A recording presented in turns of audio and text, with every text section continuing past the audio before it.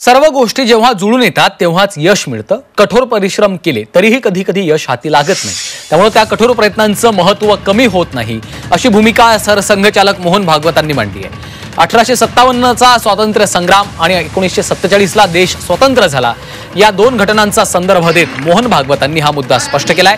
सोबतच ज्याचा उपयोग दुसऱ्यांना होतो तोच खरा मोठा व्यक्ती असतो, अशी व्यक्ती घर, गाव, शहर, राज्य, देशाचा आधार असतो असंही त्यांनी म्हटलेलं आहे। नागपूरमधल्या सोमोलवार शैक्षणिक संस्थेचा 57वा वर्धापन दिनाच्या कार्यक्रमामध्ये ते बोलत होते।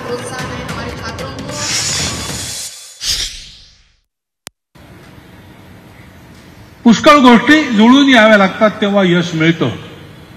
1857चे लोक आपल्या स्वातंत्र्य युद्धात यशस्वी झाले नाहीत।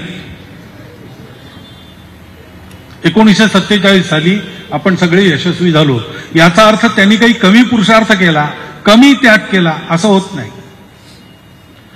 प्रत्येकाचा हातभार लागत लागत एक क्षण येतो, त्या क्षणी तिथे जो असतो तो यशाचा मानकरी होतो। ते ठीकच आहे, त्यातही मत्सर करायचा नसतो, परंतु तिथे नंबर नाही लागला म्हणून निराश नसतं व्हायचं। तसा मनुष्य खूप मोठा झाला, खूप मोठा झाला, खूप मोठा झाला, उपयोग काय? मोठा कोण? ज्याचा जास्तीत जास्त उपयोग इतरांना होतो। आपण असंच करतो ना, तुमचा पहिला नंबर आला, तुम्हाला तुमचं कौतुक होईल, झालंच पाहिजे, यू डिझर्व इट। परंतु तुम्ही आपल्या कुटुंबाला आणखी चांगलं केलं याच्यापेक्षा जास्त कौतुक आहे। तुम्ही आपलं गाव चांगलं केलं त्याही पेक्षा जास्त कौतुक आहे। लोक तुम्हाला निवडून वगैरे सुद्धा देतील, काही सांगता येत नाही। तुम्ही आपल्या राज्यासाठी चांगलं काम केलं,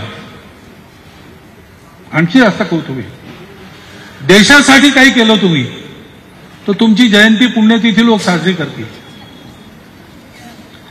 आणि जर जगाकरता चांगलं करणारे तुम्ही असाल तर जगातले मोठमोठे लोक तुम्ही दिसल्यावर साष्टांग नमस्कार घालून चरणावर तुमच्या डोकं टेकवतील।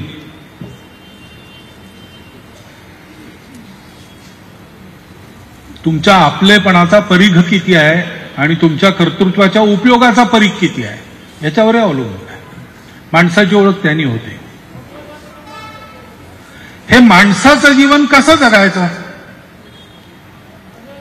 हे दाखवलं पाहिजे।